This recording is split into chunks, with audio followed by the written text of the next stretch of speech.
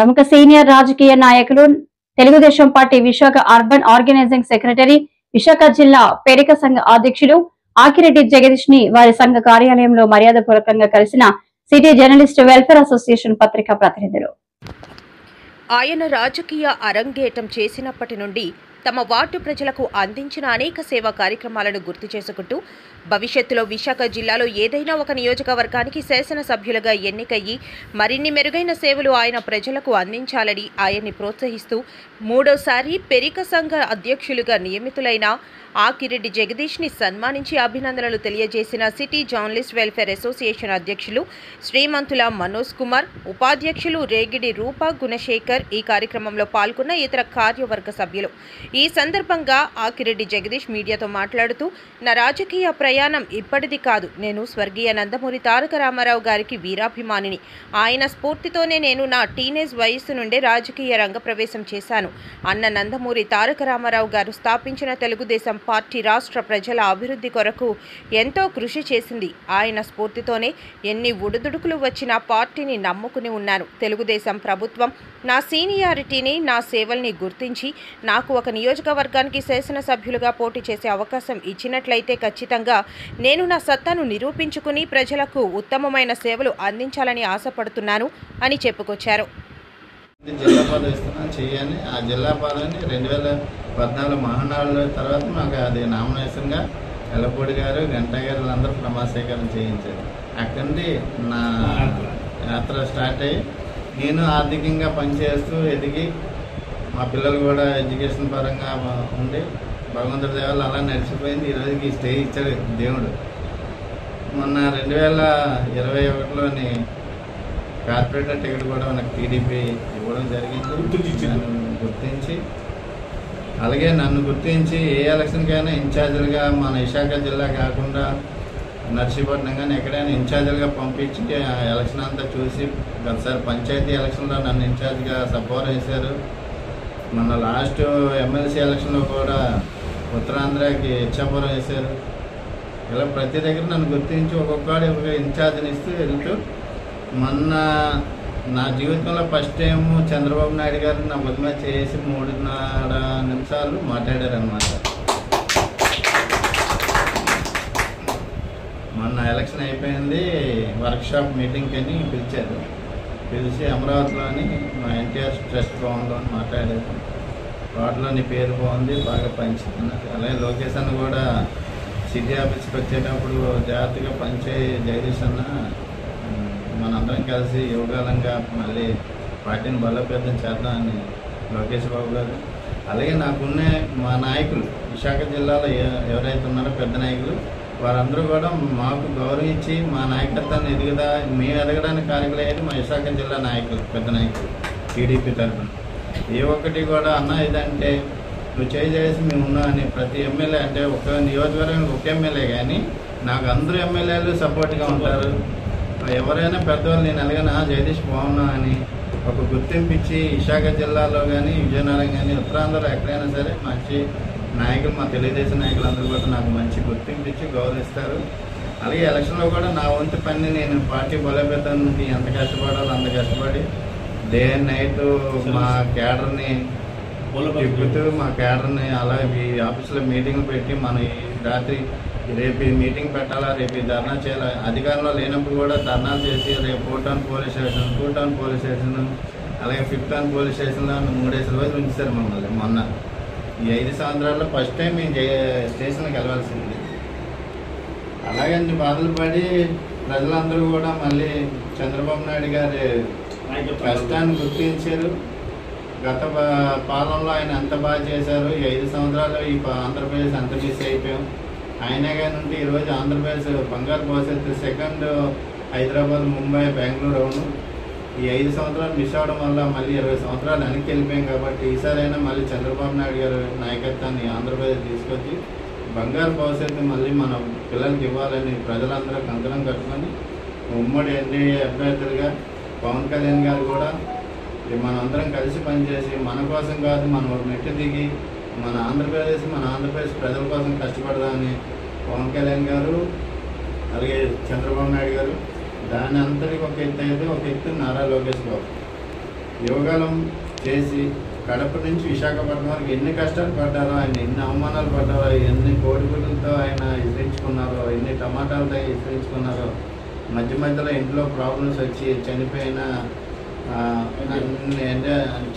ఇవన్నీ కూడా ఇబ్బందులు పడుతూ ఎక్కడ ఆగకుండా మడం చెప్పకుండా అదే పాదయాత్రని ప్రజల ముందుకెళ్ళి మేము ఉన్నాం, మమ్మల్ని నమ్మండి, ఈసారి ఆంధ్రప్రదేశ్కి ఈసారి కానీ మీరు ఓటు ఆంధ్రప్రదేశ్లో మన టీడీపీ గవర్నమెంట్ రాకపోతే ఆంధ్రప్రదేశ్ ఇంకా పోతుంది అని ప్రజల్లో దిశ చేసి ఈరోజు యువకాలంలో ఆయన కష్టాన్ని గుర్తించి జనాలు కూడా ప్రజలు కూడా మంచి స్పందన ఇచ్చి, అలా యూత్ కూడా, ఎందుకంటే ఎవరికి ఉద్యోగాలు లేవు, ఏమీ లేవు, ఏమంటే డబ్బులు వేస్తున్నాము వచ్చేస్తూనే తిరుగుతున్నాం అనే లెక్కలోకి వెళ్ళిపోయారు. కానీ చదువుకునే పిల్లలు ఏమవుతున్నారు, ఇప్పుడు 5,000 రూపాయలు ఇచ్చి వాలంటీర్గా బానిసలుగా ఉంటున్నారు. అది ఇంటర్నల్గా చదువుకున్న వాళ్ళు తెలుస్తుంది, కానీ బయట వాళ్ళు కొంతమంది తెలియదు. ఏమంటే 5,000 రూపాయలు ఉద్యోగం పోయింది అంటున్నారు, కానీ 5,000 రూపాయల వల్ల యువత భవిష్యత్తు ఎంత పోతుంది అనేది ఎవరు ఆలోచించలేదు. ఎందుకంటే 5,000 రూపాయలు ఇచ్చి ఒక వాలంటీర్ ఉద్యోగం, ఒక డిగ్రీ చదివిన వాడికో ఇంటర్మీడియట్ చదివిన వాడికో బయటికి వెళ్ళిపోతే ఒక ఉపాధిగా ఒక చిన్న మన మాల్లో పనిచేసిన 18,000 రూపాయలు ల్యాబ్ యాక్ట్ ప్రకారంగా జీతం ఇచ్చే పరిస్థితులు ఉన్నాయి. అలాంటిది గవర్నమెంట్ పిల్లల్ని బ్లాక్మెయిల్ చేసి 5,000 రూపాయలు జీతం అని పెట్టి మీరు ఒక వాలంటీర్లు అని వాళ్ళ భవిష్యత్తును పాడు చేసి వాళ్ళకి వేరే వేరే మార్గాల్లో నడిపించి ఎంత వాడాలో పిల్లలు యూత్ని అంత ఓడుకొని లాస్ట్కి లిక్కర్ కంట్రోల్ కూడా టీచర్లు వినియోగించిన ప్రభుత్వం ఏదంటే మన వైఎస్ జగన్మోహన్ రెడ్డి గారి ప్రభుత్వం. ఎందుకంటే చదువు చెప్పే గురువులు పిల్లలు చదువు చెప్పి పిల్లలు ఏ బాటలో నడాలా, ప్రజలు ఏ బాటలో నడాలని చెప్పి బోధనిచ్చే గురువులే మనం ఆ రోజు వైన్ షాపుల దగ్గర నిలబెట్టారు. ఆయన జర్నలిస్ట్ ఫారంకి అందరికీ వెళ్ళేది మీరు ఏర్పాటు చేయడం చాలా చాలా మంచిది. ఈ కార్యక్రమం మీ అందరూ ఈ సమావేశం ఏర్పాటు చేయించడం నాకు చాలా సంతోషం. ఫస్ట్గా చెప్పవలసింది ఏంటంటే మన ఆఖరికి జగదీష్ గారికి ఫస్ట్ నుంచి చాలా సేవా కార్యక్రమాలు చాలా గొప్పగా చాలా చేశారు. అతను ఇంకా నెక్స్ట్ తరానికి మేము మార్గదర్శనంగా తీసుకుంటాం. అందరూ ఏంటంటే అతను ప్రెసిడెంట్గా ఉన్నారు, మేము వైస్ ప్రెసిడెంట్, మన తిరుమల గారు మన కాళీవారి అతను ముందుండి నడిపించి నెక్స్ట్ కార్యక్రమాల్లో నెక్స్ట్ కార్పొరేటర్ కానీ ఏ పదవి ఇచ్చినా సరే మేము ముందుండి చేయించే అతన్ని మంచి స్టేజ్కి తీసుకెళ్లే బాధ్యత మాది. ఈ మన పెరుగుకొల అందరికీ మా ఇంటి నుంచి ఒక్కొక్క ఇంటి నుంచి మన పెరుగుకొల రాను డెవలప్మెంట్ జరుగుతుంది. ఈ మధ్యన అందరూ బయటకు వస్తున్నారు, అందరూ కష్టపడుతున్నారు. అందరూ మన పొలాన్ని హైదరాబాద్లో చూసారంటే అక్కడ ఉన్న బ్యాంక్ ఉంది, సపరేట్గా బ్యాంకు అక్కడ ఉంది, ఎంతో ఉంది. ఇక్కడ కూడా మన అధ్యక్షులతో మాట్లాడి బ్యాంకు మ్యారేజ్ ట్రస్ట్ ఇవన్నీ ఒక్కొక్కటి స్టెప్ బై స్టెప్ ఈ నూతన కార్యవర్గంలోని అంతా మన యాక్టివిటీ జగదీష్ గారి ఆధ్వర్యంలో ఇంకా మంచి మంచి కార్యక్రమం సేవా కార్యక్రమాలు మొదలుపెడతాం. ఈ సంవత్సరంలో కూడా ఈ మధ్యన ఇది పెళ్ళిళ్ళు వివాహ పరిచయ వేది కూడా ఈ మధ్యన పెడతాం. మన పొలం నుంచి ఓన్లీ మన సంఘానికి. ఇప్పుడు హైదరాబాద్ ప్రతి సంవత్సరం పెడతారు, ప్రపంచ వివాహ వేదిక పెడతారు. ఈ సంవత్సరం నుంచి ఇక్కడ స్టార్ట్ చేద్దాం అనుకుంటున్నాం. ఏదైనా అందరూ కలిసి నిర్ణయం తీసుకొని ఈ మధ్యన స్టార్ట్ చేస్తున్నాం. సొసైటీ కావాలి అన్నీ ఆల్రెడీ ఇక్కడ నుంచి మన పెరుగుకోవడం అనేది మన రాష్ట్రానికి మన ఉమ్మడి ఆంధ్రలో అందరికీ శుభపరిచితం. అందరూ అంటే పెరుగుకోవడం అనగానే అందరికీ ప్రతి ఒక్కరికి తెలియని వారు అందరూ ఉండరు. నెక్స్ట్ కూడా లాస్ట్ టైం కూడా మన కార్పొరేషన్ ఇచ్చారు, చైర్మన్ ఇచ్చారు, 13 డైరెక్టర్లు ఇచ్చారు. ఈ సంవత్సరం కూడా లాస్ట్ టైం మన లోకేష్ గారికి కూడా మనం చెప్పుకున్నాం. ఈసారి ఆ గవర్నమెంట్కి ఇచ్చారు. ఈ గవర్నమెంట్లో కూడా మాకు కార్పొరేషన్ కావాలి, మనకు కూడా మాట ఇచ్చారు, కార్పొరేషన్ చేస్తారని. మన జనాభా పరంగా చూసుకున్నా సరే అన్ని కమ్యూనిటీల మీద మన కమ్యూనిటీ కూడా చాలా ఎక్కువ మంది ఉన్నారు. ఇప్పుడు ఈ మధ్యన గవర్నమెంట్ ఇది కూడా మన దాంట్లో కూడా స్టార్ట్ చేస్తాము. స్టార్ట్ చేసి మన కులాన్ని ఇంకా ముందుకు తీసుకెళ్ళి అన్ని విధాలుగా మన కులాన్ని మంచి అభివృద్ధి పరం చేయడానికి అందులో మన కమ్యూనిటీ ద్వారా నెక్స్ట్ మెడికల్ క్యాంప్ కూడా ఇప్పుడు మన గవర్నమెంట్ కూడా మనం ఆల్రెడీ రిక్వెస్ట్ చేసాం. స్థలం అన్నారు, ఈ మధ్య మేము కూడా చూస్తున్నాము. అటువంటి డిపార్ట్మెంట్ మంచిగానే అడిగారు. అది మా ఏరియాలో ఉండొచ్చు, ఎక్కడైనా గవర్నమెంట్ కూడా మేము ప్రపోజల్ పంపించాము.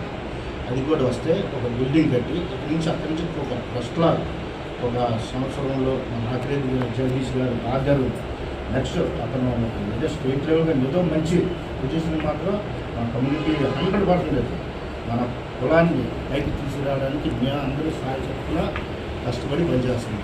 ఇప్పుడు నేనేవా నెక్స్ట్ మన కార్పొరేషన్ మన ఇచ్చినా సరే ఇంకా ఎన్ని అన్నదారు ఎన్ని స్టేట్ పోస్ట్ ఇచ్చినా సరే దానికి రావడానికి కూడా మేము ప్రయత్నం చేస్తాం. ఒక ట్రస్ట్ కింద చేస్తాం. నెక్స్ట్ కార్యక్రమాలన్నీ ఒక కూర్చొని వివాహ పరిచయం లోకల్ క్యాంపులు మా పెరుగు సంఘాలు ఉన్నాయి. అప్పటి నుంచి కూడా మేము మాకేదో కావాల్సినటువంటి సదుపాయాల గురించి ప్రభుత్వాన్ని మేము కోరుతున్నాము. ప్రభుత్వాలు కూడా మాకు మీకు చిన్న విషయం కూడా ఇక్కడ చెప్పాలి. మన రాష్ట్రం ఆంధ్రప్రదేశ్ ఉమ్మడిగా ఉండేది. అది విడిపోయిన తర్వాత మాకు ఆంధ్ర రాష్ట్రంలో ఒక బిల్డింగ్ లేదు. ఈ బిల్డింగ్ గురించి మా పెరుగు సోదరుడు కత్తిక పూర్ణచంద్రరావు గారని 580 గజాలు విజయవాడలో వడ్డేశ్వరం రోడ్డు పక్కన మెయిన్ సెంటర్ పక్కన స్థలం ఇవ్వడం జరిగింది. ఆ స్థలాన్ని మా సోదరులందరూ మొత్తం రాష్ట్ర తెలుగు సోదరులందరూ కలిపి మేము చందాలు వేసుకుని ఈరోజు 5 ఫ్లోర్ల బిల్డింగ్ మేము నిర్మించుకోవడం జరిగింది. అది ఫినిషింగ్ స్టేజ్లో ఉంది. అలాగే ఉమ్మడి రాష్ట్రంలో ఉన్నప్పుడు మాకు హైదరాబాద్లో మీరు అందరూ చూసే ఉంటారు.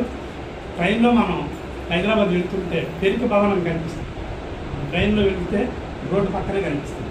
అది మొట్టమొదట హైదరాబాద్లో మాకు ఉన్నటువంటి పెరుగు భవనం. తర్వాత ఆ పెరుగు భవనం మేము పెరుగు హాస్టల్గా ఉపయోగించుకున్నాం. అందులో మాకు రాష్ట్రంలో ఉన్నటువంటి పెరుగు కులస్తులు చదువుతున్న పిల్లలకి ఫ్రీ హాస్టల్ ఇచ్చి అక్కడ ప్రొవైడ్ చేసి అందులో చాలామంది పిల్లలు అందులో మా పెరుగు పిల్లలు ఎదిగారు. అలాగే దాని తర్వాత మాకు ఇంకో దగ్గర కూడా కోకాపేటలో ఉప్పల్లో కూడా మాకు ఒక పెరుగు భవనం కట్టాం. అక్కడ కూడా రోడ్డు పక్కనే మా ఉమ్మడి రాష్ట్రం ఉన్నప్పుడు. తర్వాత రాష్ట్రం విడిపోయిన తర్వాత కూడా మా పెరుగు కులస్తులకి కేసీఆర్ గారు ముఖ్యమంత్రిగా ఉన్నప్పుడు 2 ఎకరాలు కోకాపేటలో మాకు స్పందించారు. అది కూడా పెరుగు హాస్టల్గా నిర్మాణంలో జరుగుతుంది. ఈ ఉప్పల్లో బిల్డింగ్ కూడా అయిపోయింది. దాన్ని కూడా మేము ఒక పెరుగు హాస్టల్గా ఉపయోగించుకుంటున్నాం. ఇప్పుడు ఉమెన్స్కి కూడా ఒక హాస్టల్ ఉండాలి అని కోకాపేటలో గవర్నమెంట్ ఇచ్చిన స్థలంలో మేము బిల్డింగ్ కడుతున్నాము హైదరాబాద్లో. ఇక్కడ విశాఖపట్నంలో కూడా శ్రీశైలంలో కూడా మాకు గవర్నమెంట్ కొంత స్థలాన్ని ఇచ్చింది. అక్కడ కూడా మేము పెరిక మలహార సత్రం అని చెప్పి నిర్మిస్తున్నాం. అది జస్ట్ పునాదులు పడి ఆల్రెడీ పునాదులు పడుతున్నాయి. అవుతున్నాయి. అది కూడా మాకు వర్క్లో ఉంది. కాకపోతే మేము ఇన్ని సంవత్సరాలు పెరుగు సంఘాలు అన్నీ పనిచేస్తున్నాం. విశాఖపట్నంలో మాకు బిల్డింగ్ లేదు, పెద్ద బిల్డింగ్ లేదు. పెరుగు మీద మీకు తెలిసి ఉంటుంది పూర్ణ మార్కెట్ దగ్గర. అది మా పూర్వీకులు కొంత స్థలాన్ని కేటాయించి అందులో రామాలయం అని ఒకటి, పెరుగు భవనం అని ఒకటి చిన్న స్థలం కట్టారు. చిన్నదైన మాకు వైజాగ్లో ఒక పెరుగు భవనం ఉన్నదంటే మాకు చాలా గొప్ప. దాన్ని కూడా మేము నిర్మించుకోవడం జరిగింది. ఈ మధ్యనే దాన్ని పునర్నిర్మించుకున్నాం. మేము నిన్న మీటింగ్లో కూడా ఎమ్మెల్యే గారిని అడిగాము. ఈ ప్రభుత్వంలో మాకు 1 ఎకరా స్థలం ఎక్కడైనా విశాఖపట్నంలో ఇప్పిస్తే పెరుగు సామాజిక భవనం మేము నిర్మించుకొని మా ఈ వెనుకబడి ఉన్నటువంటి మా కులస్తులకి కొంత మేలు జరుగుతుందని చెప్పి మేము కోరాము. దానికి వాళ్ళు కూడా సానుకూలంగా స్పందించారు. మరి మాట్లాడచ్చా?